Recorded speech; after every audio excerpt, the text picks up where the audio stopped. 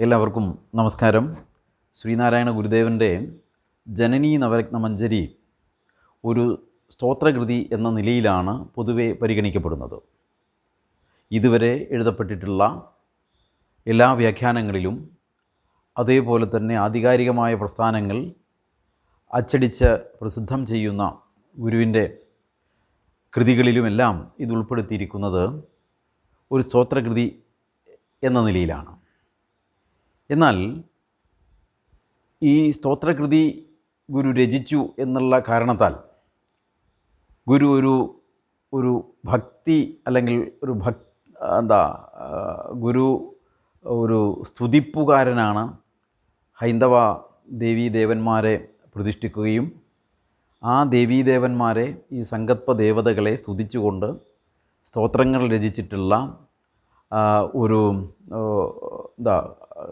ദേവതാവിശ്വാസത്തെ വളർത്തുന്നതിന് ഉതകുന്ന തരത്തിലുള്ള പ്രവൃത്തികൾ ചെയ്തിട്ടുണ്ട് എന്ന തരത്തിൽ ദുർവ്യാഖ്യാനം ചെയ്യുകയും അത് മതവത്കരണത്തിനും ഗുരുവിനെ മതത്തിൻ്റെ ഭാഗമാക്കുന്നതിനും വേണ്ടി വിനിയോഗിക്കുന്നു എന്ന് തിരിച്ചറിഞ്ഞതുകൊണ്ട് ഈ കൃതികളെയെല്ലാം സൂക്ഷ്മപരിശോധന ചെയ്യുമ്പോൾ, ഗുരുവിൻ്റെ സ്തോത്രകൃതികൾ എന്ന് കരുതപ്പെടുന്ന കൃതികളെയെല്ലാം സൂക്ഷ്മപരിശോധന ചെയ്യുമ്പോൾ അത് ഗുരുവിൻ്റെ ദർശനം, ഗുരുവിൻ്റെ കാഴ്ച, ഈ പ്രപഞ്ച ദർശനം, വ്യക്തിയെ സംബന്ധിക്കുന്ന ദർശനം അവതരിപ്പിക്കുവാൻ, ആവിഷ്കരിക്കുവാൻ വിശ്വാസത്തോട് ചേർന്ന് നിന്നുകൊണ്ട് വിശ്വാസികളെ അറിവിൻ്റെ തലത്തിലേക്ക് ആനയിക്കുന്നതിന്, കൈപിടിച്ചുയർത്തുന്നതിന് വളരെ തന്ത്രപൂർവമായി യുക്തിപരമായി രചിച്ച കൃതികളാണ് എന്നുള്ള തിരിച്ചറിവാണ് നമ്മളെ ജനനീ നവരത്ന മഞ്ജരി വ്യാഖ്യാനിക്കുവാൻ അല്ലെങ്കിൽ അതിനെ പരിചയപ്പെടുവാൻ, ഈ വാസ്തവം എന്ന് വെച്ചാൽ ഇതൊരു സ്തോത്രകൃതിയല്ല, മറിച്ച് ഇതിൽ ഉള്ളടക്കം ചെയ്തിരിക്കുന്നത്, ഇതിലെ പ്രതിപാദ്യം പൂർണ്ണമായും ഗുരുവിൻ്റെ ദർശനമാണ് എന്ന് സമൂഹത്തെ ബോധ്യപ്പെടുത്തുക എന്ന ലക്ഷ്യത്തോടു കൂടിയാണ് നമ്മൾ ഈ ഉദ്യമം നടത്തുന്നത്. കഴിഞ്ഞ 2-3 ക്ലാസ്സുകളിലൂടെ ഗുരുവിൻ്റെ ജനനീ നവരത്ന മഞ്ജരിയുടെ 1-ാം മന്ത്രവും അതിലെ പ്രതിപാദ്യവും നമ്മൾ മനസ്സിലാക്കി. അവിടെ ഏകമായ അഖണ്ഡമായൊരു ബോധത്തിൽ നിന്ന് 1000 ത്രിപുടികളുണ്ടായി. ഈ 1000 ത്രിപുടികൾ ഉണ്ടായതോടുകൂടി തൻ്റെ യഥാർത്ഥ ബോധം, സ്വത്വബോധം വിസ്മരിച്ച് ഐന്ദ്രികമായ താത്പര്യങ്ങൾ വർദ്ധിച്ച് ഐന്ദ്രിക തൃഷ്ണയാൽ അതിനെ ശമിപ്പിക്കുവാനുള്ള വ്യഗ്രതയിൽ എല്ലാവരും ഈ ആടലാകുന്ന ദുഃഖക്കടലിൽ വീണ് വലയും എന്നും, ഇനി എന്നാണ് ഈ ദുഃഖക്കടലിൽ നിന്ന് ഏകമായ ആത്മാവിലേക്ക്, അഖണ്ഡമായ ബോധത്തിലേക്കൊരു തിരിച്ചുപോക്കുണ്ടാകുന്നത് എന്നും, തുടർന്ന് 2-ാം മന്ത്രത്തിൽ ഇല്ലാത്ത മായയിടുന്ന ഉല്ലാസങ്ങളാണ് ഈ പ്രപഞ്ചത്തിൽ കാണപ്പെടുന്നതെല്ലാം എന്നും, ഈ പ്രാപഞ്ചികമായ എല്ലാ അനുഭവവും മായ, ഇല്ലാത്തതായ മായ ഉണ്ടാക്കി കാണിക്കുന്നതാണെന്നും നമ്മൾ മനസ്സിലാക്കി. അപ്പോൾ ഇല്ലാത്തതായ മായ ഉണ്ടാക്കി കാണിക്കുന്ന ഈ ഉല്ലാസങ്ങളിൽപ്പെട്ട് മനുഷ്യർ യഥാർത്ഥമായി അല്ലെങ്കിൽ ആത്യന്തികമായി അന്വേഷിക്കേണ്ടുന്നതായ, തിരിച്ചറിയേണ്ടുന്നതായ സത്യത്തെ തിരിച്ചറിയാതെ ഈ പ്രാപഞ്ചികമായ വിഷയത്തിൽ അലയുകയാണ് എന്നും നമ്മൾ കഴിഞ്ഞ എപ്പിസോഡുകളിലായിട്ട് മനസ്സിലാക്കി. കഴിഞ്ഞ എപ്പിസോഡിൽ ഇല്ലാതെ മായയിടും ഉല്ലാസമൊന്നും അറിവല്ലാതെയില്ല, അനിലനും കല്ല് ആഴി കനൽ അല്ലാതെ ശൂന്യം അതും എല്ലാം ഒരാദി അറിവാം എന്ന് വരെ നമ്മൾ മനസ്സിലാക്കി. എന്ന് പറഞ്ഞാൽ ഇല്ലാത്തതായ മായ ഉണ്ടാക്കുന്ന ഉല്ലാസങ്ങളെല്ലാം തന്നെ അറിവല്ലാതെ മറ്റൊന്നുമല്ല, അറിവ് മാത്രമാണ്, അഖണ്ഡമായ ഒരു അറിവ് മാത്രമാണ് ഇതിൻ്റെ എല്ലാം പിന്നിലുള്ളത്. അപ്പം ബഹുവിധമായി അറിയുന്നതെല്ലാം തന്നെ അന്വേഷിച്ചു ചെന്നാൽ ഈ അഖണ്ഡമായ അറിവായ ഏകത്വത്തിലേക്ക് നമുക്ക് എത്തപ്പെടാൻ സാധിക്കും. അതിന് ഗുരു ഈ പ്രപഞ്ചത്തിലുള്ള ഓരോ വസ്തുക്കളെയും, നമുക്കുണ്ടെന്ന് നമ്മൾ അനുഭവിക്കുന്നതായ ഓരോ വസ്തുക്കളെയും പിരിച്ച് ഓരോന്നതായി അവയവം മുഴുവൻ പിരിച്ചു വേറാക്കിയാൽ ഉലകമില്ല വിചിത്രമത്രേ എന്ന തരത്തിൽ ഇപ്പോൾ നമ്മുടെ മുന്നിൽ ഉണ്ട് എന്ന് തോന്നുന്ന ഓരോന്നിനെയും, നമ്മൾ ഉണ്ടെന്ന് മനസ്സിലാക്കുന്ന ഓരോന്നിനെയും വിഘടിപ്പിച്ചാൽ, അപ്പോൾ അതിന് ഏറ്റവും ക്ലാസിക്കലായിട്ടുള്ള ഉദാഹരണമായി ഗുരുവിന് പറയുന്നത് വസ്ത്രമുണ്ടെന്ന് നമ്മൾ മനസ്സിലാക്കുന്നു, വസ്ത്രമാണ് ധരിച്ചിരിക്കുന്നത്. പക്ഷെ നമ്മൾ ധരിച്ചിരിക്കുന്ന വസ്ത്രത്തെ അപഗ്രഥിച്ചാൽ അത് നൂലാണ് എന്ന് മനസ്സിലാവും. വസ്ത്രമല്ല, അത് വാസ്തവത്തിൽ നൂലാണ്. ഇനി ആ നൂലാണോ എന്നന്വേഷിച്ചാൽ വീണ്ടും അത് നൂലല്ല എന്ന് മനസ്സിലാവുകയും അത് പഞ്ഞിയാണെന്നും, പഞ്ഞിയാണോ എന്ന് വീണ്ടും അന്വേഷിച്ചാൽ അത് പഞ്ഞി മരത്തിൽ നിന്ന് ഉണ്ടാകുന്നതാണെന്നും, പഞ്ഞിമരം എന്ന് പറയുന്നത് പഞ്ചഭൂത സംഘാതമാണെന്നും മനസ്സിലാവും. അപ്പോൾ ഇങ്ങനെ ഓരോന്നിനെയും നമ്മൾ അപഗ്രഥിച്ച് നോക്കിയാൽ ആത്യന്തികമായി വന്നു നിൽക്കുന്നത് ഈ പഞ്ചഭൂതങ്ങളിലാണ്. അപ്പോൾ പ്രപഞ്ചം എന്ന് പറയുന്നത് പഞ്ചഭൂതാത്മകമാണ്. നമ്മുടെ ശരീരം ഉൾപ്പെടെയുള്ളത് പഞ്ചഭൂതാത്മകമാണ്. അപ്പോൾ ഞാൻ എന്നത് ഈ ശരീരമാണ് എന്ന് കരുതുകയാണെങ്കിൽ ഈ ശരീരം നശ്വരമാണ്, അത് പഞ്ചഭൂതാത്മകമായി വിലയം പ്രാപിക്കും.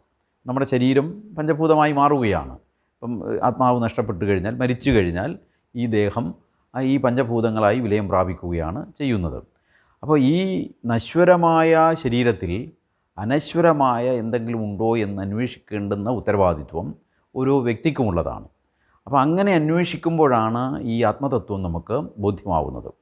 അപ്പോൾ അങ്ങനെ അന്വേഷിക്കാത്തവർക്ക് ഈ തത്വമൊന്നും ബോധ്യപ്പെടണമെന്നില്ല. ഈ പ്രാപഞ്ചികമായിട്ടുള്ള അനുഭവങ്ങളിൽ ആരംഭിച്ച് അതിൽ സുഖദുഃഖങ്ങൾ കണ്ടെത്തി അല്ലെങ്കിൽ അതിൽപ്പെട്ട് അതിൻ്റെ ഭാഗമായി ജീവിതം കഴിച്ചു പോകാം എന്നുള്ളതല്ലാതെ തൻ്റെ സ്വത്വബോധത്തിലേക്ക് ഉയർന്നു വരുവാൻ, താൻ ആരാണ് എന്നുള്ള യാഥാർത്ഥ്യത്തിലേക്ക് എത്തുവാൻ കഴിഞ്ഞെന്ന് വരില്ല. അപ്പോൾ ഇല്ലാത്തതായ മായ ഉണ്ടാക്കുന്ന ഉല്ലാസമാണ് ഇതെല്ലാം. അത് ഈ ഉല്ലാസങ്ങളെല്ലാം നമ്മൾ അപഗ്രഥിച്ച് നോക്കിയാൽ കല്ല്, ആഴി, കനൽ, അല്ലാതെ ശൂന്യം, ഇതെല്ലാം പഞ്ചഭൂതങ്ങളെ പ്രദാനം ചെയ്യുന്നതാണ്. ഇതെല്ലാം ഈ പഞ്ചഭൂതവും ഇപ്പോൾ പ്രപഞ്ചത്തിലുള്ള സകലതിനെയും അപഗ്രഥിച്ചാൽ ചെന്നെത്തുന്നത് പഞ്ചഭൂതങ്ങളാണെങ്കിൽ ആ പഞ്ചഭൂതവും ഒരാദി അറിവാം എന്നാണ് ഗുരു പഠിപ്പിക്കുന്നത്. അപ്പോൾ പഞ്ചഭൂതത്തിൽ നിൽക്കുന്നില്ല. അപ്പം ഈ അപഗ്രഥിച്ച് പ്രാപഞ്ചികമായ ഈ ഓരോ വസ്തുവിനെയും അപഗ്രഥിച്ച് ചെല്ലുമ്പം അത് ചെന്ന് അവസാനിക്കുന്നത് പഞ്ചഭൂതങ്ങളിലാണ്. ഇനി ആ പഞ്ചഭൂതം എന്താണ് എന്നന്വേഷിക്കുമ്പോൾ അതും ഒരാദി അറിവാം എന്നാണ്. ഇനി ഇതിൻ്റെ എല്ലാം ആദികാരണമായിട്ടുള്ള ഈ ആദി അറിവ്, ഈ അഖണ്ഡമായ ബോധത്തെക്കുറിച്ച് ഗുരു പ്രതിപാദിക്കുകയാണ്.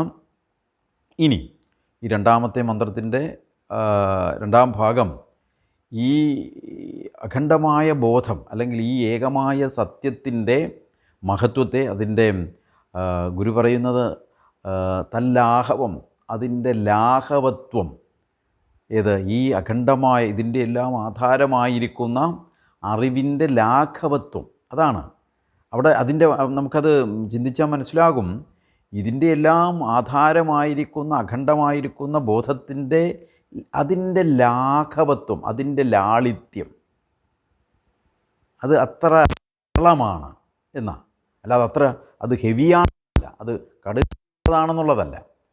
അപ്പം ഈ വ്യാഖ്യാനമെല്ലാം തന്നെ ഇത്തരം വിഷയങ്ങളെ വ്യാഖ്യാനിച്ച് യാക്കുന്നു എന്നുള്ളതാണ്.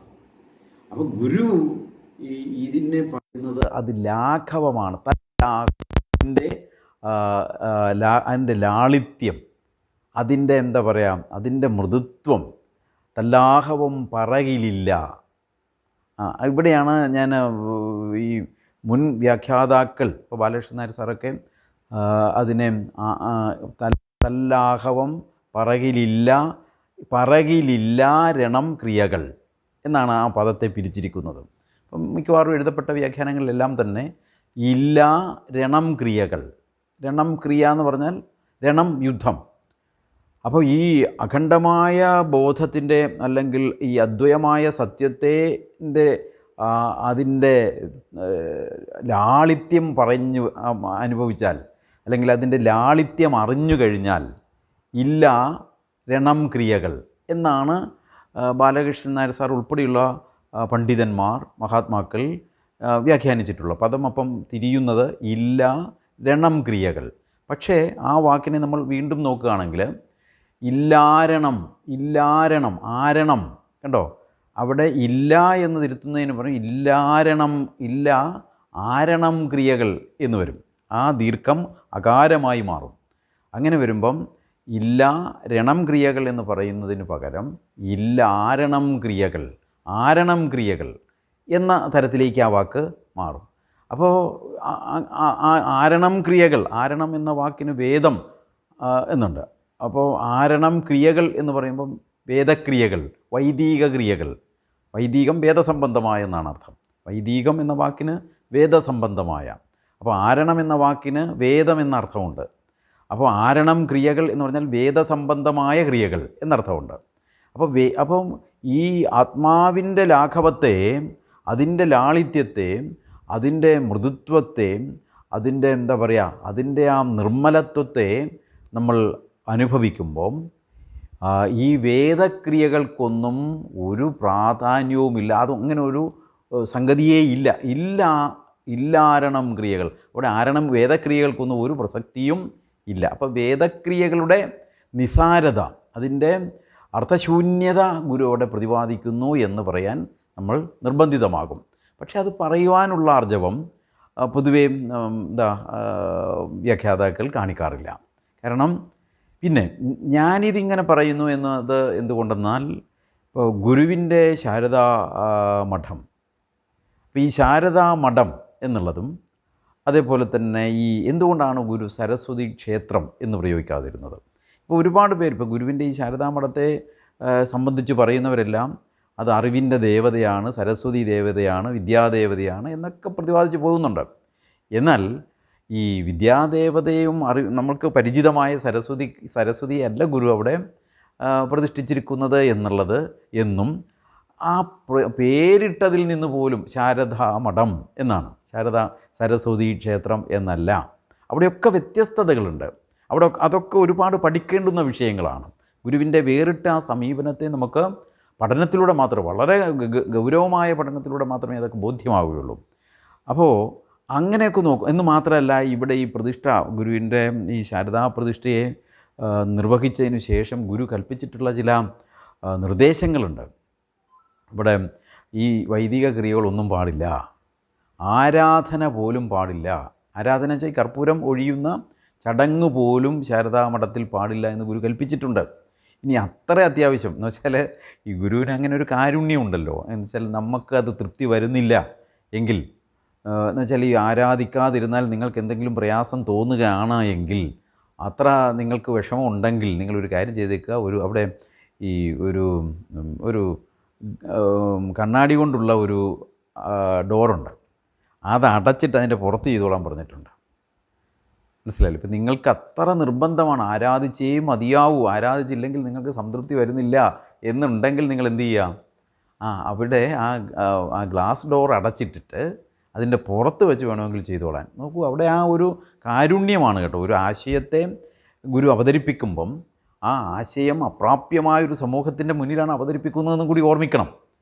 ഈ ആശയത്തെ സ്വീകരിക്കുവാൻ, അതുമാതിരി സ്വീകരിക്കുവാൻ പറ്റാത്ത ഒരു സമൂഹം എന്ന് പറഞ്ഞാൽ വിശ്വാസി സമൂഹം. അപ്പോൾ ഒരു വിശ്വാസി സമൂഹത്തെയാണ് ഗുരു കൈകാര്യം ചെയ്ത് അവരിലാണ് ഇടപെട്ട് അവരുടെ വിശ്വാസത്തെ നിലനിർത്തിക്കൊണ്ട് തന്നെ അവരറിയാതെ അറിവിലേക്ക് ഉയർത്തുക. അവരറിഞ്ഞുകൊണ്ട് അറിവിലേക്ക് ഉയരത്തില്ല. അപ്പോൾ അതുകൊണ്ടാണ് ഗുരു എന്ത് ചെയ്യുന്നത്, ഈ തന്ത്രം ഉപയോഗിക്കുന്നത്, ഈ ബുദ്ധി ഉപയോഗിക്കുന്നത്, ഈ കാരുണ്യം ഉപയോഗിക്കുന്നത്. അവിടെ ഗുരുവിൻ്റെ ബുദ്ധി എന്ന് പറയുന്നതിനേക്കാളും തന്ത്രം എന്ന് പറയുന്നതിനേക്കാളും ഒക്കെ ഏറ്റവും അനുയോജ്യമായിട്ടുള്ളത് ഗുരുവിൻ്റെ കാരുണ്യം എന്നുള്ളതാണ്.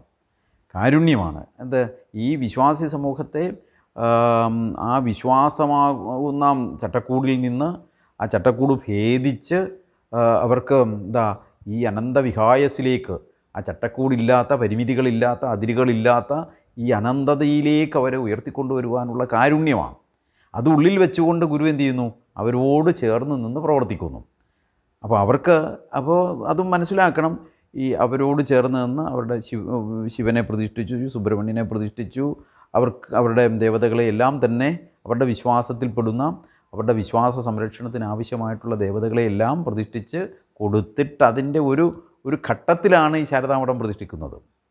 എന്ന് പറഞ്ഞാൽ അവരെ ഒന്ന് ഉയർത്തിയിട്ടാണ് അവരിങ്ങനെ ആ മാടനെയും മൃതയും മറ്റേനും മറിച്ച് എന്ന് വെച്ചാൽ ഈ കാളനെയും കുള്ളനെയും ഒക്കെ പൂജിച്ചും പ്രാർത്ഥിച്ചും ഒക്കെ കഴിഞ്ഞുകൂടിയൊരു സമൂഹത്തെ എന്താ സാത്വിക ദേവതകളിലേക്ക് എന്താ പശുപതിയെ പ്രതിഷ്ഠിച്ചുകൊണ്ട് നമ്മുടെ ഏറ്റവും സംസ്കാരത്തിൻ്റെ അടിത്തറയായിട്ടുള്ള ദ്രാവിഡ സംസ്കാരത്തിൻ്റെ ആചാര്യ പരമ്പരയിൽപ്പെടുന്ന ശിവനെ പ്രതിഷ്ഠിച്ചുകൊണ്ട് അവരെ ഉയർത്തിക്കൊണ്ടുവരിക. അവരുടെ വിഗ്രഹങ്ങളെ തന്നെ മാറ്റുകയാണ് അവരറിയാതെ. അവരുടെ പൂജാവിഗ്രഹങ്ങളെ തന്നെ അവരറിയാതെ മാറ്റുകയാണ്. അതുവരെയും അവർക്കുള്ള പൂജാവിഗ്രഹം ശിവനായിരുന്നില്ല. അവരൊന്നും ശിവനൊക്കെ അവർക്ക് അപ്രാപ്യമായിരുന്നു. അതൊക്കെ വരേണ്യവർഗത്തിന് പെട്ടതെന്നാണ് അവർ കരുതിയിരുന്നത്. അവർക്ക് പറ്റിയത് ഈ എന്താ നമുക്കറിയാം, കുറേ മാടനും മറുതിയും എന്നൊക്കെ പറയുന്ന അപരിഷ്കൃതമായിട്ടുള്ള സംസ്കാരത്തിലേക്ക് ഉയർന്നു വരാത്തതായിട്ടുള്ള ദേവതകളായിരുന്നു. അപ്പം ശിവനെ പ്രതിഷ്ഠിച്ചു കൊടുത്തതിലൂടെ വാസ്തവത്തിൽ ഗുരു അവരുടെ വിഗ്രഹത്തെ ഇളക്കുകയായിരുന്നു, അല്ലെങ്കിൽ വിഗ്രഹത്തെ ഉടയ്ക്കുകയായിരുന്നു. അവർ പൂജിച്ചു വന്ന, അവർ ആരാധിച്ചു വന്ന വിഗ്രഹത്തെ ഉടച്ച് സംസ്കാരത്തിൻ്റെ അടിത്തറയിലേക്ക് അവരെ ഉറപ്പിക്കുകയാണ് ചെയ്യുന്നത്. അപ്പോൾ ഈ തരത്തിൽ വലിയ വിപ്ലവം ഇതിൻ്റെ പിന്നിലുണ്ട്. നമുക്കത് മനസ്സിലാവാത്തതാണ്. അപ്പോൾ ഈ ക്ഷേത്രപ്രതിഷ്ഠ എന്നുള്ളത് ഇപ്പം ക്ഷേത്രം വിഗ്രഹം ആരാധന എന്ന നിലയിൽ പോകുമ്പം ഇതിൻ്റെ പിന്നിലെ രഹസ്യം അറിയാത്തതാണ്. അത് പറഞ്ഞ് അതിൻ്റെ രഹസ്യത്തെ നശിപ്പിച്ചതാണ്, ഇല്ലാതാക്കിയതാണ്. അപ്പോൾ പക്ഷേ ഗുരുവിനെ ഫോളോ ചെയ്യുന്നവർ, ഗുരുവിനെ പിൻപറ്റുന്നവർ, ഗുരുവിനെ അറിയാൻ ശ്രമിക്കുന്നവർ അറിയുന്നുമുണ്ട്. അതാണ് എൻ്റെ വാസ്തവം. അപ്പം അറിയാൻ ശ്രമിക്കുന്നവർക്ക് ഇതിൻ്റെ എല്ലാം പൊരുൾ ഈ പൂവിൻ്റെ ഇതൾ വിരിയുന്ന മാതിരി വിരിഞ്ഞ് അതിൻ്റെ സൗരഭ്യം ആസ്വദിക്കാൻ സാധിക്കും. അപ്പോൾ ഗുരുവിൻ്റെ ചെയ്തികളിലെ ഈ മൊട്ടുവിരിയുന്ന ആ ഒരു പ്രക്രിയയുണ്ടല്ലോ, ഗുരുവിൻ്റെ ചെയ്തികൾ നമ്മൾ സൂക്ഷ്മമായി പരിശോധിക്കുമ്പോൾ ഒരു പൂ വിരിയുന്ന മാതിരിയാണ്. അപ്പോൾ പൂ ഇങ്ങനെ മുട്ടായിരിക്കുമ്പോൾ അതിനകത്ത് ഉള്ളടക്കം ചെയ്തിരിക്കുന്ന സൗരഭ്യം അത് വിടരുന്നതോടുകൂടിയാണ് അന്തരീക്ഷത്തിലേക്ക് വ്യാപിക്കുന്നത്.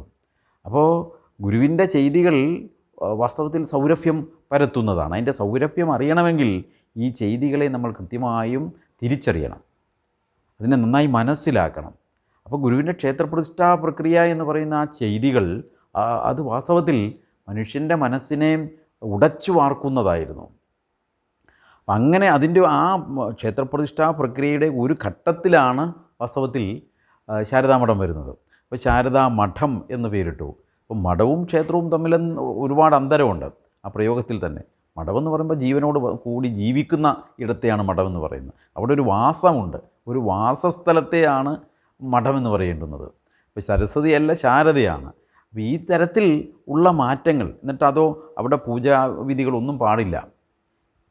അപ്പം പൂജാവിധികൾ പാടില്ല എന്ന് പറയുമ്പം നമ്മുടെ താന്ത്രികമായ സങ്കല്പത്തെ തന്നെ മാറ്റുകയാണെന്ന് ഓർമ്മിക്കണം. ഇപ്പോൾ താന്ത്രികമായ സങ്കല്പം അനുസരിച്ച് ദേവതയെ പ്രതിഷ്ഠ കഴിഞ്ഞ് പ്രാണൻ പകർന്ന് ജീവനോടുകൂടി ഇരിക്കുന്നുവെന്നും അപ്പോൾ ആ ജീവനെ നിലനിർത്തുന്നതിന് വേണ്ടിയാണ് നൈവേദ്യങ്ങൾ അർപ്പിക്കുന്നത്. അപ്പം നിവേദ്യം വാരിക്കൊടുത്ത് ഊട്ടി ഉറക്കുകയാണ്. അപ്പം രാവിലെ മണിയടിച്ച് ഉണർത്തി പിന്നെ ആടയാഭരണങ്ങളെല്ലാം മാറ്റി നിർമാല്യം, അതല്ലേ നിർമാല്യ ദർശനം എന്ന് ക്ഷേത്രദർശനത്തിൽ പറയുന്നത്. അപ്പോൾ ഈ ആടയാഭരണങ്ങളെല്ലാം മാറ്റി പൂജാരി എന്ത് ചെയ്യും?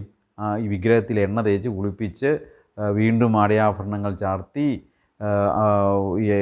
നിവേദ്യം കൊടുത്ത് പ്രസന്നമാക്കി, ഇങ്ങനെയൊക്കെയാണ് എൻ്റെ പ്രക്രിയകൾ. അപ്പം ഈ ദേവതയ്ക്ക് നിവേദ്യം കൊടുത്തില്ലെങ്കിൽ ദേവതയ്ക്ക് നിലനിൽക്കാനാവില്ല. അപ്പോൾ ഗുരു ആ സങ്കല്പത്തെയൊക്കെ അങ്ങ് മാറ്റുകയാണ്. പക്ഷേ ഇത് ആരും അറിയുന്നുമില്ല, അവരറിയാതെയാണ്.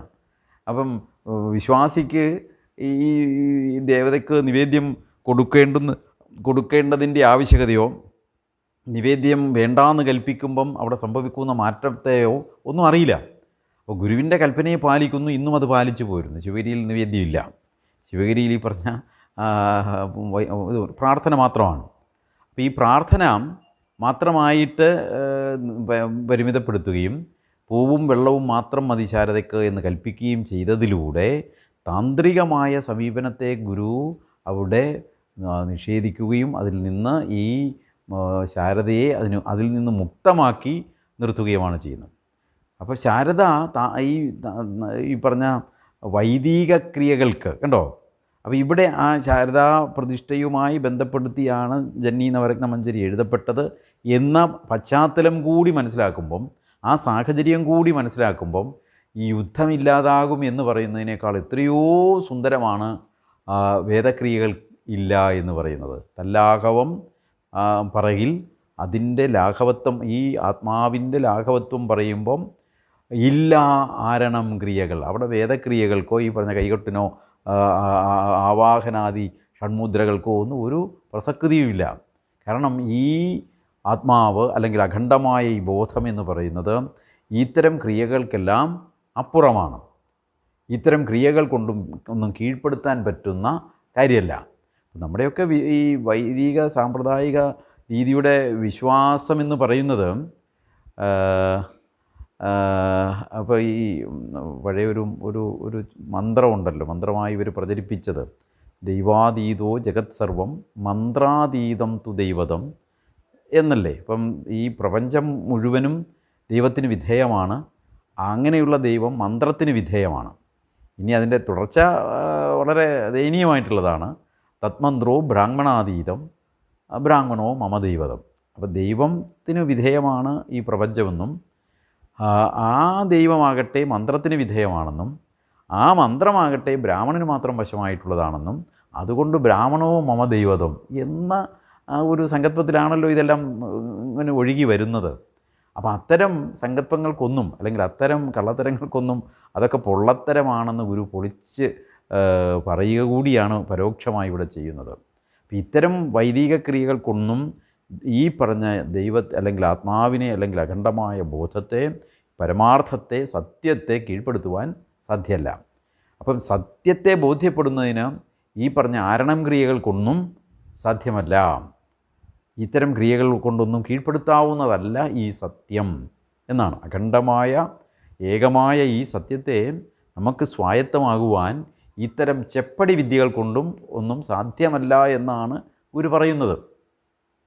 മനസ്സിലായില്ലേ? അപ്പോൾ ഈ മായ ഉണ്ടാക്കുന്നതായ ഈ ഉല്ലാസങ്ങളിൽ പെട്ടുകിടക്കുന്ന മനുഷ്യരോട് ഇത്തരം പൊള്ളത്തരങ്ങൾ പറഞ്ഞാൽ നിങ്ങളുടെ ദുഃഖത്തിനും ദുരിതത്തിനും എല്ലാം ആശ്വാസം ഉണ്ടാക്കാം, നിങ്ങൾ ഇന്നത് ചെയ്താൽ മതി, അല്ലേ നാട്ടിൽ നടക്കുന്നത്. അപ്പം മതം എന്താ ചെയ്യുന്നത്? മതം മനുഷ്യനെ ഈ പറഞ്ഞ പോലെ അവൻ്റെ ദുഃഖത്തിനും ദുരിതത്തിനും ഒക്കെ ആശ്വാസം ഉണ്ടാക്കാം എന്ന് പറഞ്ഞ് അവനെ കൊണ്ട് ഇത്തരം ചില ക്രിയകളിൽ വിധേയപ്പെടുത്തുകയല്ലേ ചെയ്യുന്നത്. അപ്പോൾ വിധേയപ്പെടുത്തുമ്പോഴെന്ത് ചെയ്യും? അവൻ വിധേയനായി പോകും. അതല്ലാതെ അവനൊരു മാർഗ്ഗമില്ല, അവനെ കരകയറ്റുവാൻ എളുപ്പമല്ല. അപ്പോൾ ഇപ്പം നമുക്ക് തന്നെ ഇപ്പം ജീവിതമല്ലേ, ഇപ്പം ഈ പലതരത്തിലുള്ള ദുഃഖവും ദുരിതവും ഒക്കെ ആപത്തും ഒക്കെ വരുമ്പോൾ നമ്മൾ എന്ത് ചെയ്യുന്നു? ആ ജ്യോതിഷനെ കാണുന്നു, ജ്യോതിഷൻ പ്രശ്നം വയ്ക്കുന്നു. പ്രശ്നം വെക്കുന്നതോടുകൂടി പ്രശ്നം വർദ്ധിക്കുകയാണ്. പ്രശ്നം വയ്ക്കുന്നു, അതിന് പരിഹാരക്രിയ നിശ്ചയിക്കുന്നു, ഇന്ന കർമ്മങ്ങൾ ചെയ്യണം, ഇന്ന ആരണം ക്രിയകൾ, വേദക്രിയകൾ ചെയ്യണം. കണ്ടോ? അപ്പോൾ ആ ആരണം ക്രിയ എന്ന് പറഞ്ഞാൽ വൈദിക ക്രിയകൾ ചെയ്യണം. അപ്പോൾ ഈ ദൈവവും വൈദികവുമായി കലർത്തിയാണ് ഇവർ വൈദികത്തെ വിശ്വാസികളിലേക്ക് എത്തിക്കുന്നത്. ഇനി നിങ്ങൾക്കറിയാം, ഒരു സന്ദർഭത്തിൽ ഗുരു അതെവിടെയാണ്? ആലുവ അദ്വൈതാശ്രമത്തിലെ സർവമത സമ്മേളനത്തിൻ്റെ പശ്ചാത്തലത്തിൽ ഗുരു ഈ വൈദ്യം ശരീരത്തിനും വൈദികം മനസ്സിനും എന്ന് കൽപ്പിച്ചിട്ടുണ്ട്. അപ്പോൾ ഈ വൈദികത്തെ എന്ന് വെച്ചാൽ ഈ വേദക്രിയകളെ, ഇത്തരം പൂജാതി കർമ്മങ്ങളെയൊക്കെ മനസ്സിന് ഗുണപ്പെടുത്താൻ, അല്ലെങ്കിൽ അവൻ്റെ വൈദികം മനസ്സിന്, അവൻ്റെ മാനസികമായ അസ്വസ്ഥതകൾക്ക് പരിഹാരം ഉണ്ടാക്കാൻ വേണ്ടി വിനിയോഗിക്കാം എന്ന തരത്തിൽ പറയുന്നുണ്ട്. അത് ഗുരുവിൻ്റെ കൽപ്പന. വൈദ്യം ഇപ്പം നമ്മുടെ ശാരീരികമായ എന്തെങ്കിലും അസ്വസ്ഥത വരുമ്പോൾ നമ്മൾ എന്ത് ചെയ്യും? മരുന്ന് വൈദ്യം ചെയ്യും. വൈദ്യം ചെയ്ത് അതിന് പരിഹാരം ഉണ്ടാക്കും. അതേപോലെ മാനസികമായ അസ്വസ്ഥതകൾക്ക് എന്താണ് പരിഹാരം? അതിന് വൈദികം ഒരു പരിഹാരമായി വേണമെങ്കിൽ വിനിയോഗിക്കാം. അവിടെ ഗുരു ചെയ്യുന്നത് എന്താ? ഈ വൈദികത്തെ ദൈവികവുമായിട്ടുള്ള ഈ കൂട്ടിക്കലർത്തി മനുഷ്യരെ പറ്റിക്കുന്നതിൽ നിന്ന് മോചിപ്പിക്കുകയാണ്. അപ്പം വൈദികവും ദൈവികവുമായി ബന്ധമില്ല. വൈദികത്തിന് വേണമെങ്കിൽ ബന്ധം ഉണ്ടാക്കാം. എങ്ങനെ? മനസ്സുമായിട്ട്. അത് എന്നെപ്പോലൊരു സൈക്കോളജി മനഃശാസ്ത്ര പശ്ചാത്തലമുള്ള ഒരാളിനെ സംബന്ധിച്ചിടത്തോളം ഗുരുവിൻ്റെ ആ കൽപ്പന വളരെ പ്രായോഗികമാണ്. നിങ്ങൾക്കറിയാം, ഇപ്പം വാസ്തവത്തിൽ ഈ മാനസിക രോഗങ്ങൾക്കും മാനസിക വൈകല്യങ്ങൾക്കൊന്നും ഇന്ന് ഫലപ്രദമായ ചികിത്സയില്ല. എന്ത് അസ്വസ്ഥത വന്നാലും പോയി സൈക്കാട്രിക് മെഡിസിൻ കഴിക്കുകയാണ് ചെയ്യുന്നത്. അപ്പോൾ ഈ സൈക്കാട്രിക് മെഡിസിൻ കഴിച്ച് മരുന്ന് കൊണ്ട് പിന്നെ രാസപദാർത്ഥങ്ങളുടെ ഉപയോഗം കൊണ്ട് മനസ്സിനെ ക്രമപ്പെടുത്തുക എന്ന് പറയുന്നത് തന്നെ അശാസ്ത്രീയമാണ്. കാര്യം എന്താ, മനസ്സെന്ന് പറയുന്നത് ഈ രാസപദാർത്ഥങ്ങൾക്ക് വിധേയമാകുന്ന ഒരു സംഗതി അല്ലെന്നാണ് മനസ്സിനെ പഠിക്കുമ്പോൾ മനസ്സിലാവുന്നത്. അപ്പോൾ ഏത് മാനസികമായ അസ്വസ്ഥതയ്ക്കും പിന്നെ മരുന്ന് കഴിക്കുന്ന, ഇപ്പോൾ ചെറിയൊരു ചിന്താപരമായ ഉറക്കക്കേടുണ്ടാകുക, അല്ലെങ്കിൽ പിന്നെ ആലോചന കൂടുക, ആങ്ഷൈറ്റി കൂടുക, ഇത്തരം ചെറിയ ചെറിയ മാനസികമായ പ്രയാസങ്ങൾ വരുമ്പോൾ തന്നെ സൈക്കാട്രിക് മെഡിസിൻ കഴിച്ചു പോകുന്ന സ്ഥിതിയാണിന്ന് രാജ്യത്തും ലോകത്തുമുള്ളത്. അപ്പോൾ ഗുരു അവിടെ വേറൊരു തെറാപ്യൂട്ടിക് ടെക്നിക്ക്, ഇപ്പം ഞാൻ അങ്ങനെ എനിക്ക് കാണാൻ കഴിയുന്നുണ്ട്. ഗുരു അവിടെ ഈ മാനസിക വ്യഥകൾക്ക് ഒരു തെറാപ്യൂട്ടിക് അപ്രോച്ച്, പുത്തനൊരു തെറാപ്പി ഡെവലപ്പ് ചെയ്യുകയാണ്, നിർദ്ദേശിക്കുകയാണ് ചെയ്യുന്നത്. ഇനിയിപ്പം മനഃശാസ്ത്രവും ഒക്കെ പഠിച്ചവർ വാസ്തവത്തിൽ ഈ ഈ ഈ ഗുരുവിൻ്റെ ഈ കൽപ്പനയെ വെച്ചുകൊണ്ട് മാനസികാരോഗ്യ സംരക്ഷണത്തിന് വേണ്ടി, മാനസികാരോഗ്യം വളർത്തുന്നതിന് വേണ്ടി ഇപ്പം നമ്മൾ ശരീരത്തിന് ചികിത്സ ചെയ്ത് ശാരീരികാരോഗ്യം മെച്ചപ്പെടുത്തുന്നത് പോലെ ഗുരുവിൻ്റെ ഈ നിർദ്ദേശപ്രകാരം വൈദികം മനസ്സിന് എന്നുള്ള കൽപ്പനയെ മുന്നിൽ വെച്ചുകൊണ്ട് മനസ്സിൻ്റെ ആരോഗ്യം സംരക്ഷിക്കുവാനുള്ള പദ്ധതികൾ വികസിപ്പിച്ചെടുക്കേണ്ടുന്നതാണ്. അപ്പം ഞാൻ പറഞ്ഞു വന്നത്, വൈദിക ക്രിയകൾക്കൊന്നും ദൈവീകവുമായി യാതൊരു ബന്ധവുമില്ല. അപ്പോൾ പക്ഷേ ഈ മതം എന്ത് ചെയ്യുന്നു? ഈ വൈദിക ക്രിയകളെ എല്ലാം ദൈവീകവുമായി ബന്ധപ്പെടുത്തി മനുഷ്യൻ്റെ പ്രയാസങ്ങൾക്ക് പരിഹാരമായി വൈദിക ക്രിയകളെ കൊണ്ടുവരുന്നു.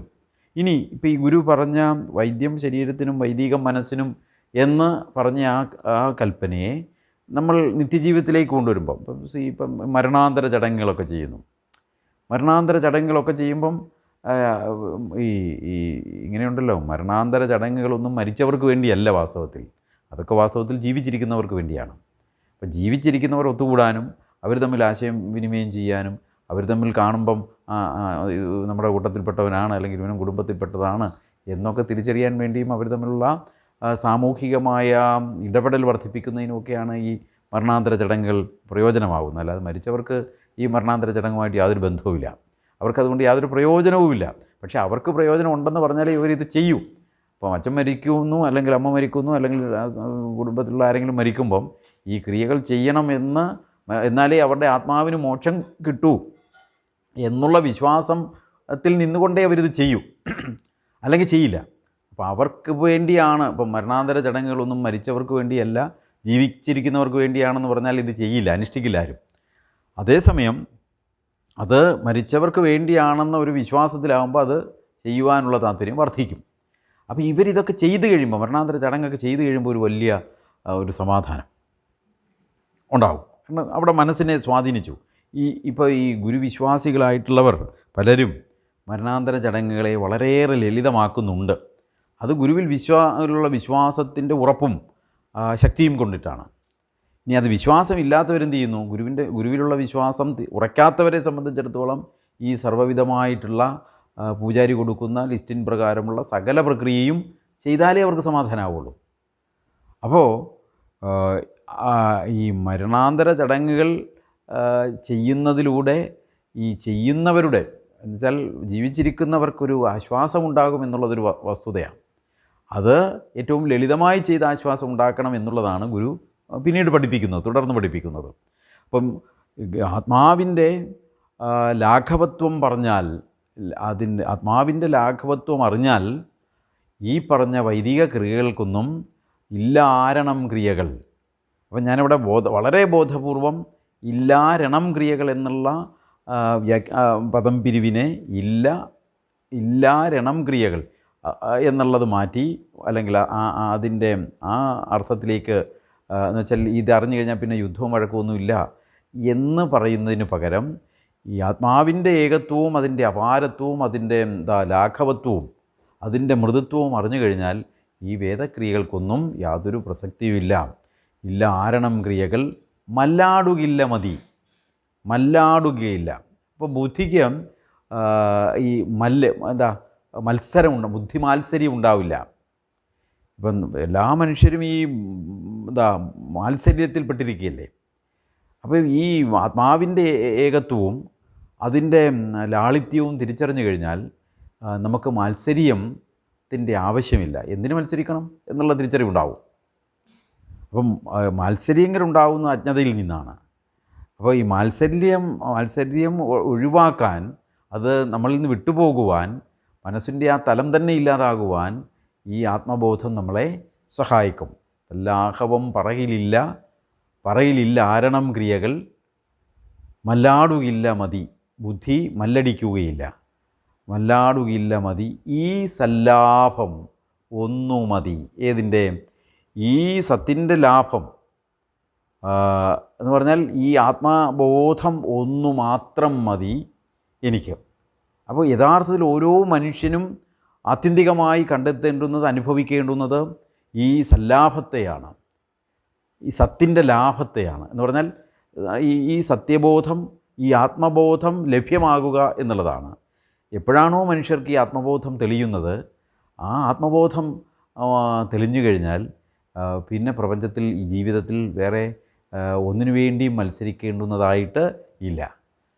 നമ്മളൊരു കണ്ടൻസ്ഡ് സ്റ്റേറ്റിലേക്ക് എത്തപ്പെടും. നമ്മൾ സ്വയം പര്യാപ്തരായി മാറും. നമുക്ക് സംതൃപ്തി ഉണ്ടാകും. അപ്പം നമുക്ക് സംതൃപ്തി ഉണ്ടാവണമെങ്കിൽ ആത്മബോധം വളരണം എന്നുള്ളത് തന്നെയാണ് നമ്മൾ തിരിച്ചറിയേണ്ടുന്നത്. ഇനി ഇതിപ്പം ആ സത്യത്തെ സാക്ഷാത്കരിച്ചാൽ പിന്നെ വേറെ ഒന്നുമില്ല എന്ന്. ഇനി സത്യത്തെക്കുറിച്ചുള്ള നമ്മുടെ ആ ധാരണ പോലും നമ്മളിൽ മാത്സര്യം കുറയ്ക്കും, അല്ലെങ്കിൽ നമുക്ക് ജീവിത വീക്ഷണം ഉണ്ടാക്കും. ഇപ്പോൾ ഞാൻ ഈ ശരീരമല്ല, എന്നിൽ ഈ ശരീരത്തെ കൊണ്ട് പ്രവർത്തിപ്പിക്കുന്ന ഒരു ദേഹിയുണ്ട്, ഞാൻ ദേഹമല്ല ദേഹിയാണ് എന്ന് തിരിച്ചറിയുമ്പോൾ, ദേഹിക്ക് പ്രാധാന്യം കൊടുക്കുമ്പം ഈ ശരീരമല്ല എന്നുള്ള തിരിച്ചറിവിൽ നിന്ന് നമുക്ക് ആത്മബോധം ഉണ്ടാകുകയും, അപ്പോൾ ഈ പറഞ്ഞ പ്രാപഞ്ചികമായ വിഷയങ്ങളിലുള്ള അതിൽ പൂർണ്ണമായും മുങ്ങി ഈ പ്രാപഞ്ചികമായ ഭൗതികമായ വിഷയങ്ങൾ മാത്രമാണ് ശരിയെന്നുള്ള ധാരണ ഇല്ലാതാകുകയും ചെയ്യും. അപ്പോൾ കുറച്ചുകൂടി ആത്മബോധം ഉയരുകയും, ഈ ആത്മബോധത്തിൻ്റെ വളർച്ചയനുസരിച്ചിട്ട് നമുക്ക് ഈ ജീവിതത്തിൻ്റെ വിഷയങ്ങളെ വളരെ സാർത്ഥകമായി കൈകാര്യം ചെയ്യുവാനും സാധിക്കും. അപ്പം ഈ സല്ലാഭമാണ്. അപ്പോൾ ഈ സല്ലാഭം, സത്തിൻ്റെ ലാഭം, ഈ ഒരു ആത്മബോധത്തെ ലഭ്യമാക്കുക എന്നുള്ളതാണ് നമുക്ക് ലക്ഷ്യം വയ്ക്കേണ്ടുന്നത്. അങ്ങനെ ആത്മബോധം ലഭ്യമാകുന്നതനുസരിച്ചിട്ട് ഈ പ്രാപഞ്ചികമായ അസ്വസ്ഥതകളിൽ നിന്ന്, ദുരിതങ്ങളിൽ നിന്ന് നമുക്ക് മുക്തി നേടുവാൻ സാധിക്കും. അപ്പോൾ അതുകൊണ്ട് ഗുരു നമ്മളെ കൂട്ടിക്കൊണ്ടു പോകുന്നത് തികഞ്ഞ ആത്മീയതയിലേക്കാണ്. അല്ലാതെ ഈ പറഞ്ഞതുപോലെ ദേവതാ സ്തുതിച്ച് പ്രാർത്ഥിച്ച്, അല്ലെങ്കിൽ ഈ പറഞ്ഞ ആരണം ക്രിയകൾ, വൈദിക ക്രിയകളും കർമ്മങ്ങളും ചെയ്ത് ആചാരങ്ങളിൽ കുടുക്കി നമ്മളെ ബന്ധനസ്ഥമാക്കുകയല്ല, മറിച്ച് ഈ ആചാരങ്ങളാകുന്ന ബന്ധനങ്ങളിൽ നിന്ന് നമ്മളെ മോചിപ്പിക്കുകയാണ് ഗുരു ചെയ്യുന്നത്. ആത്മബോധത്തിലൂടെ ആത്മബോധം നമ്മളിൽ വളർത്തി ഈ ആചാരങ്ങളിൽ നിന്ന് നമ്മളെ മോചിപ്പിക്കുകയാണ് ചെയ്യുന്നത്. അപ്പോൾ എന്തായിരുന്നാലും ഈ ആത്മബോധം വളരുന്നതിലൂടെ മാത്രമേ നമുക്ക് ഈ പ്രാപഞ്ചികമായ ഈ ഇല്ലാതമായിടുന്ന ഉല്ലാസങ്ങളിൽ നിന്ന് മുക്തി നേടുവാനും യഥാർത്ഥമായ ഉല്ലാസം കണ്ടെത്തുവാനും സാധിക്കൂ. ഇവിടെയെല്ലാം ഗുരു ഈ ആചാരങ്ങളും ഈ വൈദിക കർമ്മങ്ങളും മറ്റുമൊക്കെ ചെയ്ത് മനുഷ്യർ മതത്തിന് കൂടുതൽ വിധേയമായി ആചാരങ്ങളിൽപ്പെട്ട് മതമാകുന്ന വേലിച്ചട്ടക്കൂടിൽ പരിമിതപ്പെടുന്നതിൽ നിന്ന് മനുഷ്യരെ പൂർണ്ണമായി മോചിപ്പിക്കുവാനുള്ള ദർശനമാണ് ആവിഷ്കരിക്കുന്നത്. ആ മനുഷ്യമോചന മന്ത്രമാണ് ഈ ഓരോ ശ്ലോകങ്ങളും. ആ അർത്ഥത്തിൽ നോക്കുമ്പോൾ നമുക്കിതൊന്നൊരു ഇപ്പം രണ്ടാമത്തെ മന്ത്രത്തിൽ നമുക്ക് ജനനി എന്നുള്ള അത് ഒരു സംബോധന മാത്രമായാണ് നിലനിൽക്കുന്നത്. അല്ലാതെ ദേവിയെ വർണ്ണിക്കുകയല്ല ഈ കൃതിയിൽ ചെയ്യുന്നത്. ആത്മതത്വത്തെ വളരെ ലളിതമായി ആവിഷ്കരിക്കുകയാണ് ചെയ്യുന്നത്.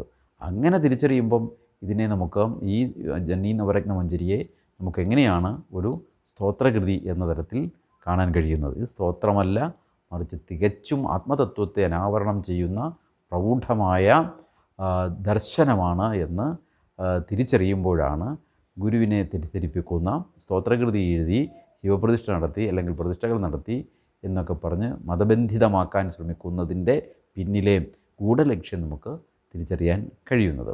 ഗുരു ജാതി മത ചിന്തകൾക്കെല്ലാം അപ്പുറമായി ജാതി മത ചിന്തകൾ വെടിഞ്ഞിട്ട് എത്രയോ സംവത്സരങ്ങൾ കഴിഞ്ഞിരിക്കുന്നു എന്ന് ഗുരു പ്രഖ്യാപിച്ച സ്ഥിതിക്ക് വീണ്ടും ഗുരുവിനെ ഈ ജാതിയുടെയും മതത്തിൻ്റെയും ഒക്കെ ചട്ടക്കൂട്ടിലേക്ക് പരിമിതപ്പെടുത്താൻ ശ്രമിക്കുന്നത് വളരെ ക്രൂരമാണ്. അപ്പോൾ ആ ക്രൂരതയിൽ നിന്ന് നമുക്ക് വിട്ടുനിൽക്കണമെങ്കിൽ തീർച്ചയായിട്ടും ഇതിലെ പ്രതിപാദ്യത്തെ നന്നായി മനസ്സിലാക്കുവാൻ നമുക്ക് സാധിക്കേണ്ടതാണ്. അതിനുള്ള ഒരു ശ്രമമാണ്, എളിയ ശ്രമമാണ് നമ്മൾ ഇതിൽ ചെയ്യുന്നത്. തീർച്ചയായിട്ടും അത് സമൂഹത്തിന് ഗുണം ചെയ്യും എന്നുള്ള പ്രതീക്ഷയാണുള്ളത്. എല്ലാവർക്കും നമസ്കാരം.